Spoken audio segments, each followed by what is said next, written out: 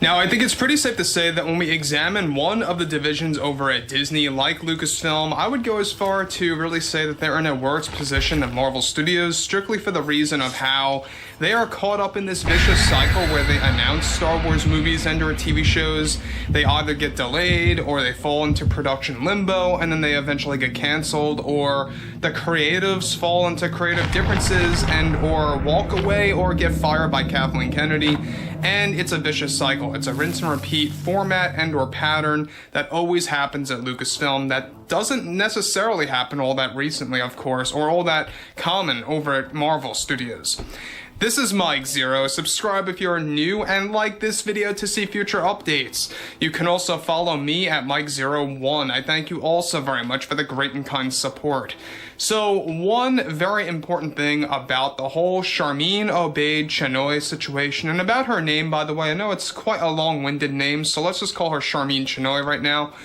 What's interesting about this is that there's been a lot of drama happening behind the scenes between herself, the Disney heads, including Bob Iger, and this all comes in the wake of the ongoing backlash from the general public against the Rey Star Wars film, and also the grudge between Sharmeen and Daisy Ridley. A lot of that has to do with how, not only how Daisy got a pay increase up to around $12 million for the Rey film, while her pay as a director got decreased, but also it is rooted to how she went on live television, as in Daisy, defending the fans, seemingly so, right?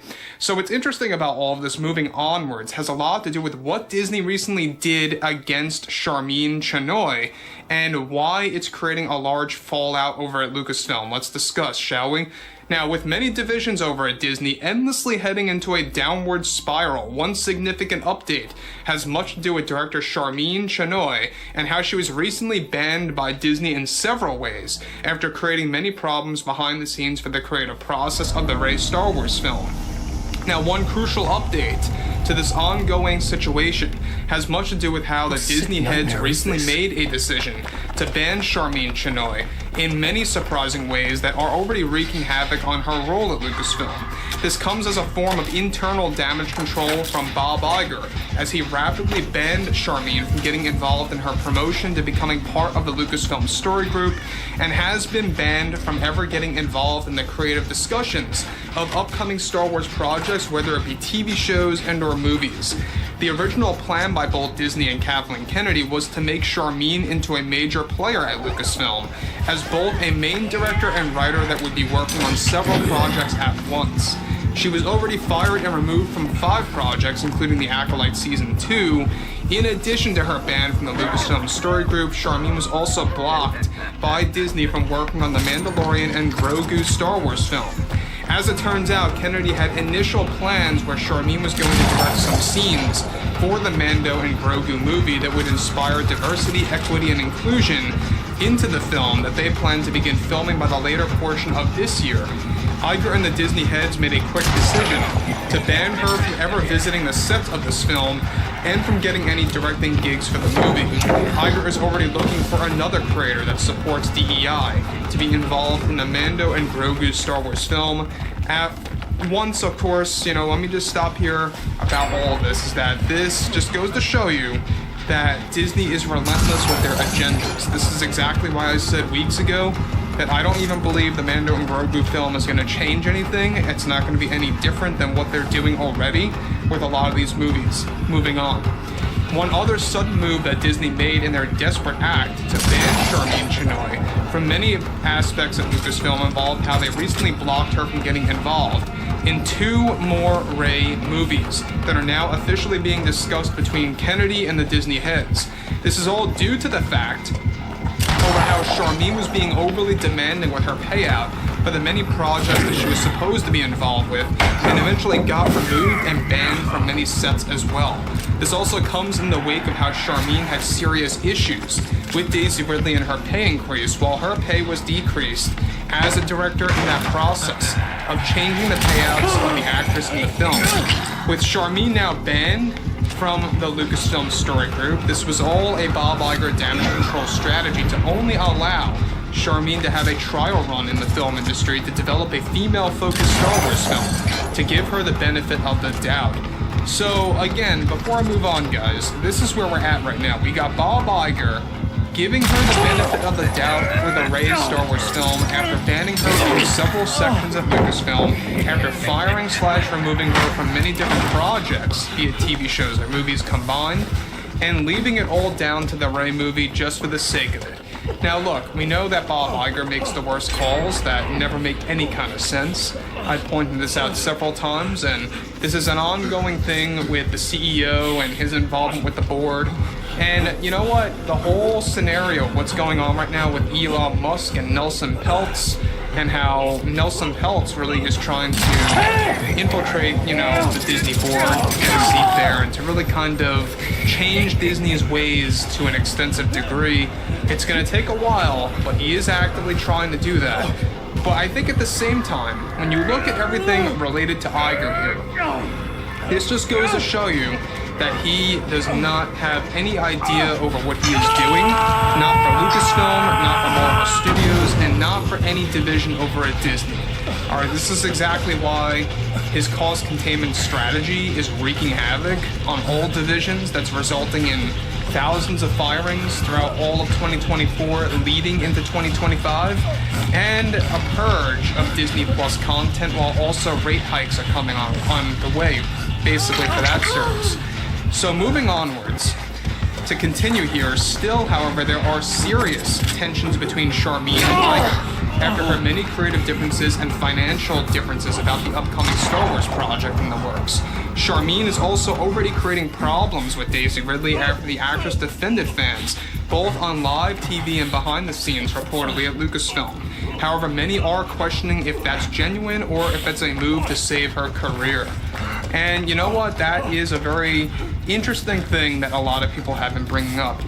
Daisy Ridley defending the fans, seemingly so, on live TV, was that genuine, or was it a move to save her career? This is the discussion that I keep hearing from you guys. I would love to hear from you again about that below in the comments and about your stance on that. So this is exactly why I say Disney's in a very delicate position. I mean, they're hiring people, they're banning people, they're firing others that get involved, and it's an ever-evolving, or should I say devolving, process over at Disney, because they don't know what to do, they don't know how to organize things, they don't know how to keep their word on things, and everything is becoming agenda-driven garbage. I mean, it's just the truth of the entire situation. They don't focus on character development or story anymore. It's all about what Elon Musk, yes, exposed on the X platform with that long list of the checkboxes that Disney embraces for every single project. It doesn't matter what division it is over at Disney. So I would like to hear, what you all have to say about this ban on Sharmeen Obaid-Chinoy to a degree over at Lucasfilm in many different areas, and whether or not you think it's a good call by Bob Iger to keep her on the Rey movie. I think it's a horrible idea, but I would like to hear what you all have to say about this below in the comments. And if you guys did enjoy the content for today, make sure to drop a thumbs up on this video to support the channel, and I will catch you guys later.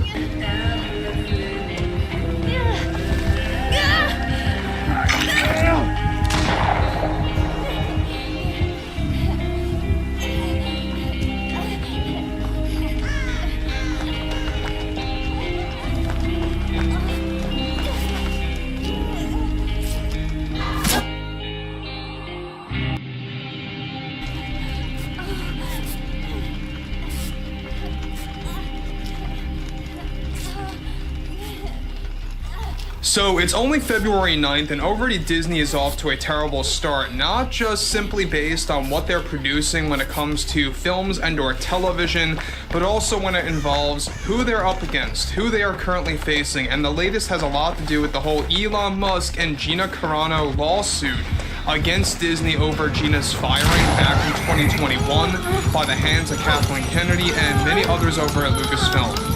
This is Mike Zero. Subscribe if you're new and like this video to see future updates. You can also follow me at Mike01. I thank you all so very much for the great and kind support. So as you all know, back in December of 2023 when Elon Musk called out Bob Iger, he called out Disney, he took multiple shots at them on the X platform, and it's been an ongoing pattern that Elon Musk is slowly building throughout the next couple of months during his partnership and new friendship, of course, with Nelson Peltz. You know, Nelson Peltz, by the way, is really going head-to-head against Bob Iger, and Elon is only helping. And after his tease about buying out Disney, it's only getting more frightening in Bob Iger's point of view.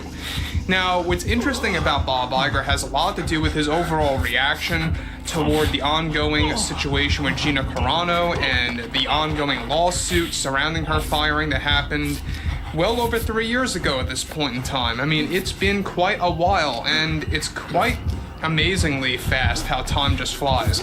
But what's interesting about all of this is that this is an ongoing scenario that is going to be a process. Don't expect things to be resolved in a matter of just a few months. This is going to take a very long time for everything to be settled out and to see exactly where it all leads. Now, interestingly enough, on top of this, with the Gina Carano lawsuit causing both Bob Iger and Kathleen Kennedy to head into damage control behind the scenes, one major development has much to do with Bob Iger's reaction toward the lawsuit and legal battle that is being funded now by Elon Musk. That, of course, just after Disney held an emergency meeting with the board, Disney executives, and Kathleen Kennedy of Lucasfilm as well.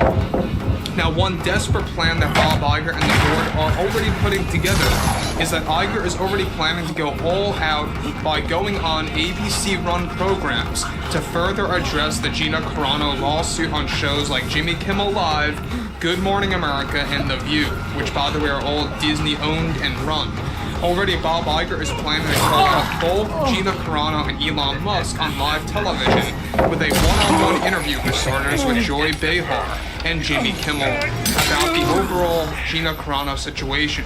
Now, surprisingly, the reason why Bob Iger gave out a one-word response of his thoughts on the lawsuit by saying none to a correspondent is that Iger is saving his words for the ABC-run programs to take shots at both Elon and Gina, and how, in his opinion, the whole story revolving around Carano is misleading, and that, to his belief, Disney made the right call to fire her. Apart from this, Bob Iger is also planning to name-drop both Carano and Musk in an upcoming earnings call to inform the shareholders about the situation and how it's no concern to him. Iger is also fully aware, and is also right now that is actually part of this lawsuit, and how he's making sure to tell the shareholders that it's causing no concern to, of course, all of them around the world, and will be aggressively acknowledging the situation in the second earnings call for 2024 in the near future. What makes this scenario even worse for Bob Iger is that he is already planning to reveal his side of the story about Gina Carano on the Jimmy Kimmel Live show that led to her firing, and that he will be providing his side of the story to set the record straight to all Disney fans and those that are against the actress. Iger is also planning to promote Kathleen Kennedy's side of the story on live television about her justified reason of firing Gina Carano. As this all comes in the form of damage control, already Disney recently lost 1 million Disney Plus subscribers that Iger is trying to paint as something to not be concerned about. Iger is also setting another emergency meeting surrounding the Gina Carano lawsuit for the beginning of March that will initiate more plans for damage control to be handed down to Kathleen Kennedy and others involved over at Disney. Now, Iger's next emergency meeting is also set to plan out a plan of action to fight back against the Gina Carano lawsuit by heading into PR damage control, where multiple statements are already being prepared and will be made by himself and Kathleen Kennedy, to, of course, many different correspondents around the globe to provide their side of the story, to not just about Gina's firing, but also to why they pulled ads from Elon's X platform back in December. Now, guys, let me just pause here before I move forward. Now, the thing about Bob Iger that strikes me as surprising here is that this is only shooting himself in the foot. I think that we can all agree on that. By doing this, you're only kind of proving Gina's case. You're only proving her side of the story even more. The fact that we talked about this a couple of days ago, how Kathleen is preparing a full-on story about the Lucasfilm workplace and the working environment there in video form that's going to name drop Gina Carano and what happened behind the scenes, and really kind of giving her word for word side of the story as well, and how that's going to be falsely represented, that is just further, proof and really kind of cementing Gina Carano's case as well. It's making things easier for Gina and Elon to win this thing against Disney. And look, like I said before in the beginning of this video, don't expect results overnight. And what I mean by overnight, that's a figure of speech, of course. You're not going to expect results about this lawsuit in a matter of 1 month or a couple of weeks. It's going to take several months to get this thing done and over with. So strap yourselves in for a very long ride here. Now, moving on forward, all right? Now, Iger's interview with Joy Behar, all right, on The View is already scheduled for sometime this March that will also expose more truths in Disney's point of view about Gina Carano that are likely fabricated to give themselves leverage in the upcoming lawsuit that is being funded by Elon Musk. Musk is already responding to Disney by gathering up other celebrities that faced a similar situation that Gina did to create more legal battles against the Disney company and its divisions. Now, I don't know about you guys, but this is exactly why many divisions over at Disney are failing one after the other. It's not just about, the box office disasters that took place at both Marvel and Lucasfilm and the ratings, etc., but it also has a lot to do with many of the cast and the struggles that they went through.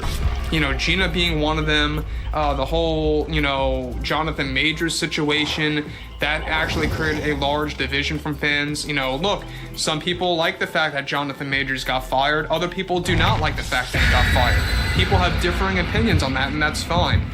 But it's the fact that Disney is going through a lot of that drama that's only giving themselves a more inconsistent approach or image to how things are organized and run and the type of people that they hire there, right? And it's not just about that. It's a mixture of things. There is a sense where there are people that they should be hiring, and there's also people that they should not be hiring as well. I think that Gina Carano was wrongfully fired. She did not deserve to be fired. It was one of the worst PR moves that they could have made, honestly, by really kind of ignoring the overall truth about what really happened behind the scenes there. So overall, I would like to hear what you all have to say about this below in the comments, and if you guys did enjoy the content for today, make sure to drop a thumbs up on this video to support the channel.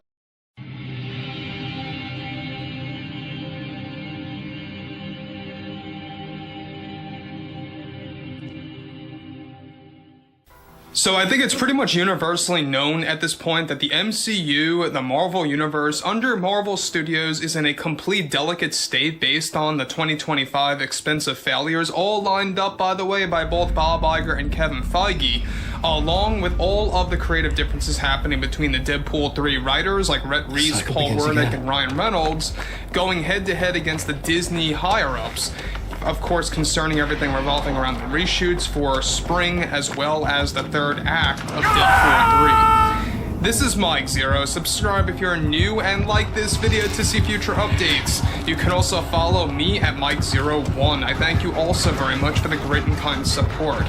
So, looking at Deadpool 3, yes, we know that the main selling point about this movie has a lot to do with the return of Wolverine, portrayed by Hugh Jackman. There's been a lot of drama going on with himself as an actor against Disney after many of his scenes got deleted, and how this is creating an ongoing domino effect with the MCU throughout the rest of the 2020s. So let's discuss. Now, we know that Ryan Reynolds has been the one who really started the defense and really trying to protect the third act of this film ahead of the planned reshoots by Bob Iger and Disney overall to push their DEI narrative onto the final scenes of this movie with the reshoots that are looming for March and April before the July release date window. Now, we talked about this last week, but they did expedite a full-length trailer. Thankfully, that was under the control of both Shawn Levy, the director, and Ryan Reynolds, to at least, at the very minimum, have a step in the right direction with the marketing campaign of this movie to boost up hype levels to a degree. Now, what's interesting about all of this moving onwards has a lot to do with Hugh Jackman and how he recently got canceled in a very specific way by Disney. Now, specifically with Bob Iger and Kathleen Kennedy, as well as Kevin Feige, desperately attempting to change the source material of both Star Wars and Marvel to fit a certain narrative. One major development has much to do with actor Ryan Reynolds and his stand against Disney after many creative differences with Deadpool 3 and beyond. Now, just recently, the Disney heads decided to cancel 2 major projects, more like 3, that were going to bring back the role of Wolverine, portrayed by Hugh Jackman, that were going to be 2 additional rated R films just for starters, under the Marvel Universe that were about to be announced by this summer. The 2 projects were going to focus on turning the duo of Deadpool and Wolverine into a full-fledged trilogy eventually. This was a plan that was in the cards and practically finalized after serious discussions were made between Ryan and crew, and of course those at Disney under Bob Iger and Kevin Feige, to expand the adventures of Deadpool and Wolverine that would divert from the multiverse finally. The plan that was accepted between Reynolds and Kevin Feige previously was that they were going to embrace the first rated R Disney trilogy under Marvel Studios for the MCU throughout the rest of this decade leading into 2030. However, Disney decided to cancel Hugh Jackman's major return in the form of this trilogy due to multiple factors. The biggest one of all had to do with Jackman's warnings and ultimatums that he gave against Disney that created awkward tensions behind the scenes between Jackman and the Disney executives after Iger decided to erase many of Wolverine's biggest scenes in Deadpool 3 that took place in World War II and Vietnam. In addition, Iger reportedly had a change of heart for this Wolverine trilogy, quote-unquote, so to speak, as Iger felt it would be too violent and expensive that would be, in his belief, turning away casual fans and family-friendly audiences, as well as creating a bigger hole of expenses on various productions after his cost-cutting measures went active. The idea, for starters, with this Deadpool trilogy, or Wolverine trilogy, whatever you want to call it, that got axed, would be the focus on Wolverine being the main character with Deadpool as a side character. However, the issues that Ryan Reynolds had with Disney that led to Jackman's role of Wolverine getting canceled in these various planned films was that Disney was pushing to put this on the Disney Plus service to help boost subscribers instead of putting these movies in theaters in the future. Jackman also raised his concerns and distaste with his approach, with all of this approach by Disney, as putting it on Disney Plus, according to Iger, would mean a more cost-effective trilogy to take. Hi, sorry about you. I was listening to some stupid stuff. Welcome. How are you, sir?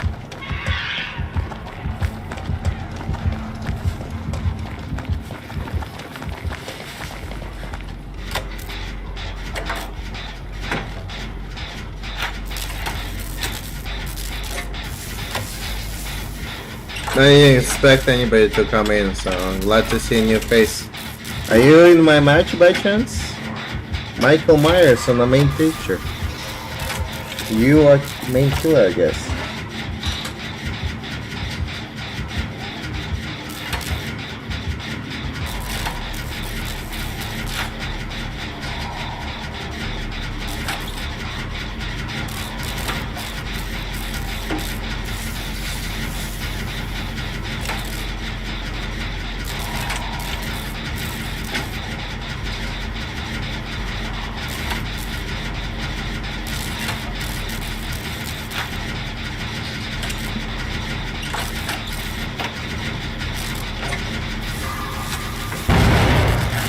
Oh, 2,000 followers, not bad actually. Almost 3,000 followers. I have a big streamer in my stream. Nice to see a big Dead by Daylight streamer stopping by.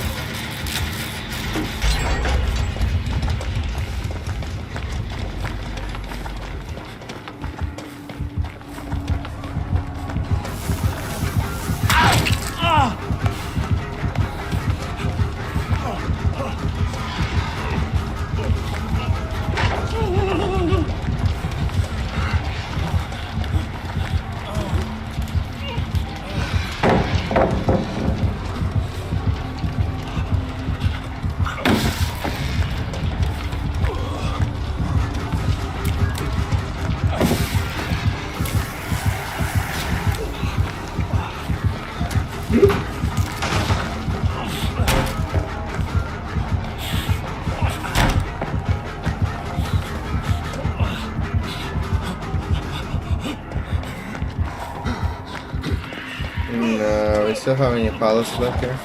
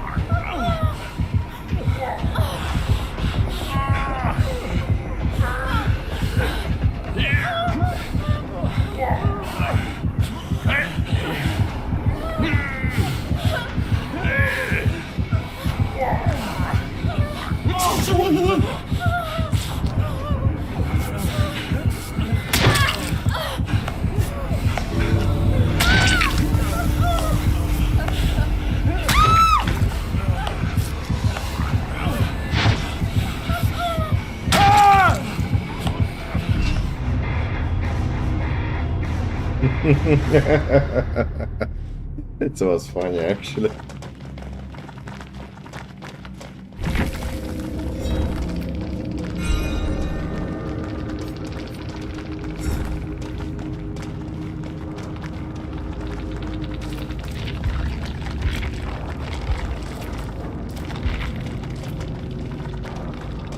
Interesting.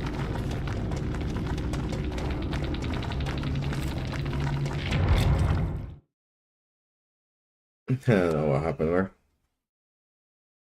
Place that would hold a far lower budget than theatrical releases. With Jackman's movies canceled as Wolverine, this only, of course, dwindles him down to appearing in the upcoming Avengers Secret Wars film for 2027.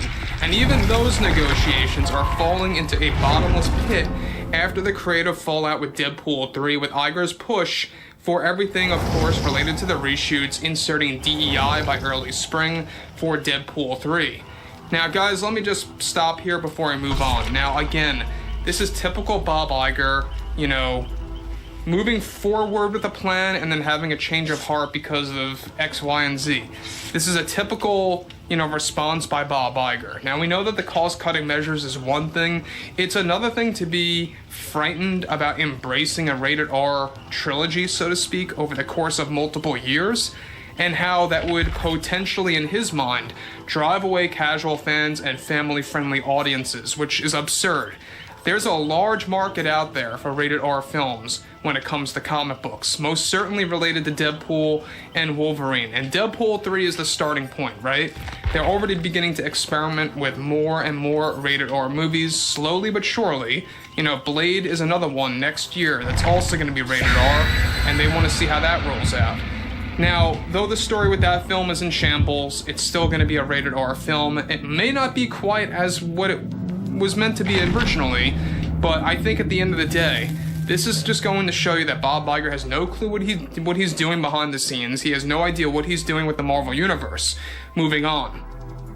After Iger decided to cancel Jackman's big movies, with this approach for a Wolverine trilogy, so to speak, Disney is already beginning to question whether or not they really want him back for Secret Wars, as Jackman is demanding a higher payout for his cameo, and rightfully so, in that film than what he was paid for in Deadpool 3. The reasoning behind that is that this all roots from how this, of course, Secret Wars cameo is planned to be important to the storyline and very crucial to the upcoming Avengers films. Bob Iger also felt that this was an effective move to reduce the amount of rated R films to be released. So basically this change of heart that Iger is going through is to reduce the output of the number of rated R movies in the Marvel slate. And they don't want to plague the timeline with only catering to mature audiences from what it seems like, right? Now, what's interesting about that fresh take by Bob Iger, which is terrible, I think that they're missing a gold mine here. Now look, if you slap an R rating on anything and the story is trash, it's not going to work regardless. I understand that.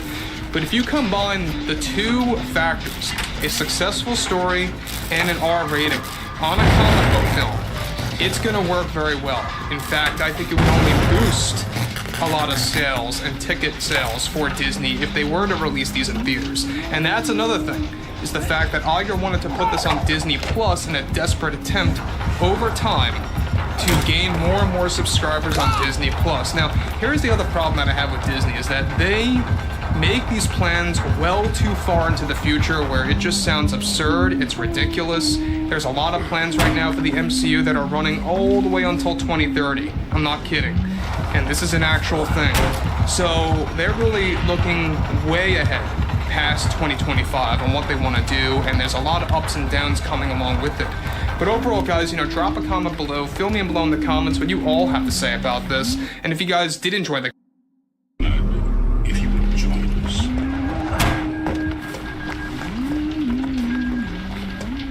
Alright, so there's a lot of talk going around Obi-Wan Kenobi Season 2 coming out tomorrow.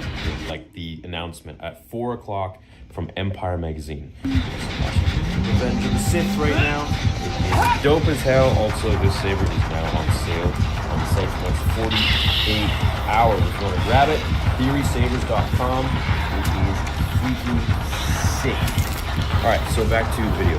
So, before I break, everyone else is here to do it. I gotta do myself. So tomorrow we're getting an announcement from Empire Magazine that Obi-Wan Kenobi 2 might be coming out, might happen.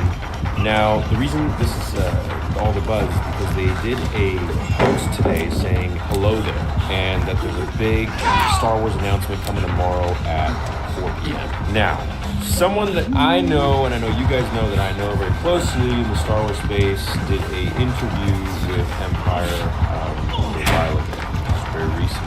So all of this is kind of now starting to add up, and I don't really know what their plans are with doing all of that, but I guess we're going to wait and see.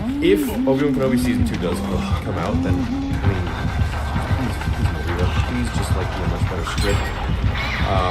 Please just, focus more on the characters like Obi-Wan and Vader and Anakin and Obi-Wan, if it's just flashbacks, and not so much on the other characters that really are important. I mean, Leia is important, but it's more so about Obi-Wan. And I really hated how Obi-Wan freaking left Tatooine, and how Reva knows that Obi-Wan Kenobi is protecting Luke, who is Anakin's son, who is Vader. There's just so much in there that just destroys what George built. As much as I want to see Ewan and Hayden back again, and that's like all I want to see, I don't even care about anything else, to be honest. I'm a prequel boy for life, you guys know this. I've been pushing the prequels since before they were popular. in the mainstream media, and I attest to that. You know, all the years of being made fun of and all that is just, you know, the cardboard cutout of Anakin behind me. Now everyone's, you know, all for it. But point proven, I want to see Hayden in the new one, but I just want it to be a really great script for Star Wars, for Anakin, Obi-Wan, Vader, and I just don't think Joby Harold is the right guy for it. I don't think Deborah Chow is the right director for it. I'm hoping someone a little more competent, a little more passionate about the story, and much more educated on Star Wars than where George kind of, you know, characters could really take this story to where it's supposed to be. I'm hoping that that person is going to be, you know, Jon Favreau and Dave Filoni, and, you know, Tony Gilroy even coming in there, because he does make good stuff, even though Andor was a sweet test for me. It was really well made, and the story was good. So I think if we have, you know, a different team, maybe a different vision, I think a lot of great stuff can be made, and we can have some amazing product. But if it's going to be, you know, the same old thing from Obi-Wan Kenobi season 1, then I'm worried. I'm worried. You know, I'm concerned. Hopefully it's not going to be another obsession with Reva again the whole time. We've got to focus on Obi-Wan. We've got to focus on Vader. That's really the most important thing. You know, give Hayden much more screen time. He needs it, and I want to see it.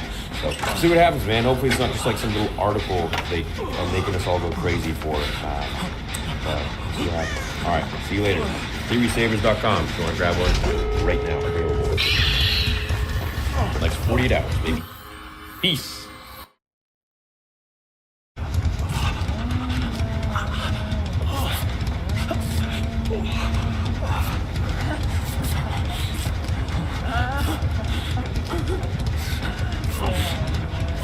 Thank you.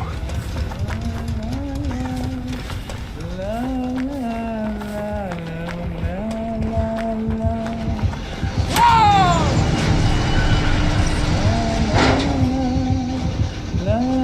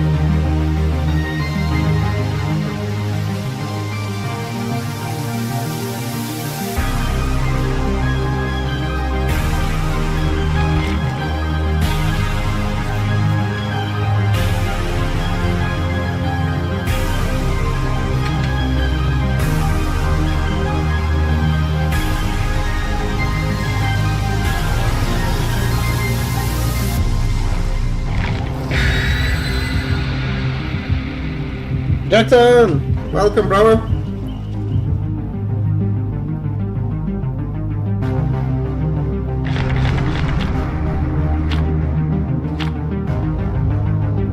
What's up? Follow me, follow me.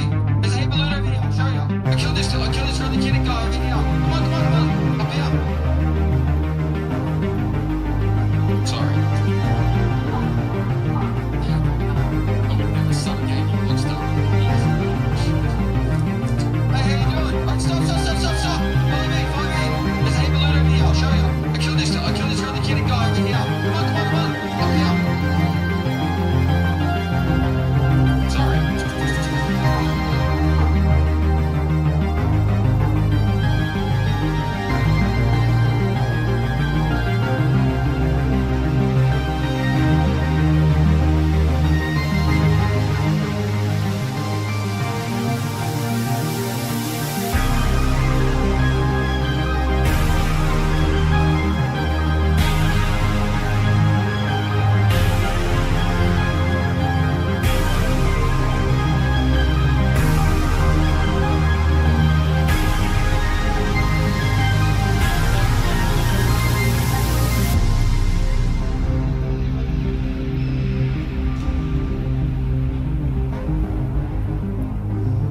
Only to find out.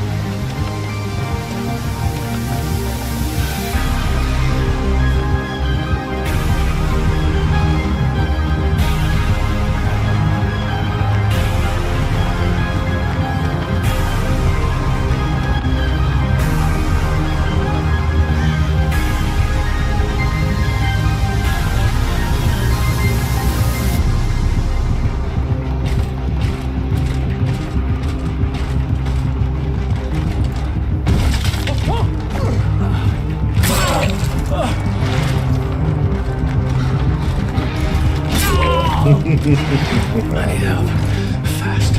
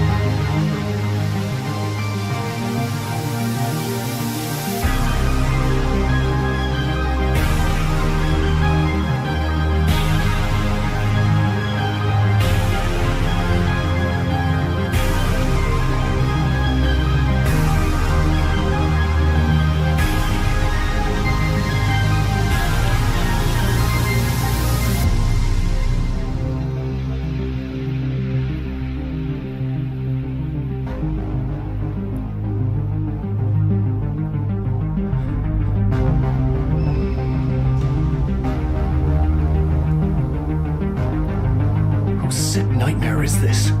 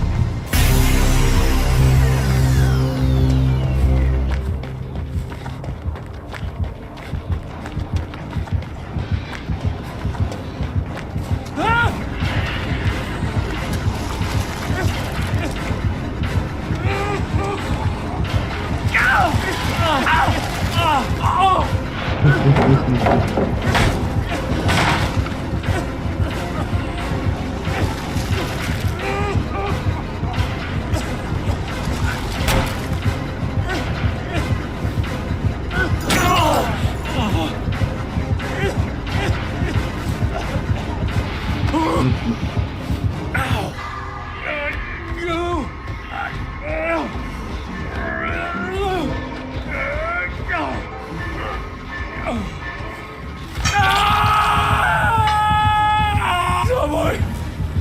Please!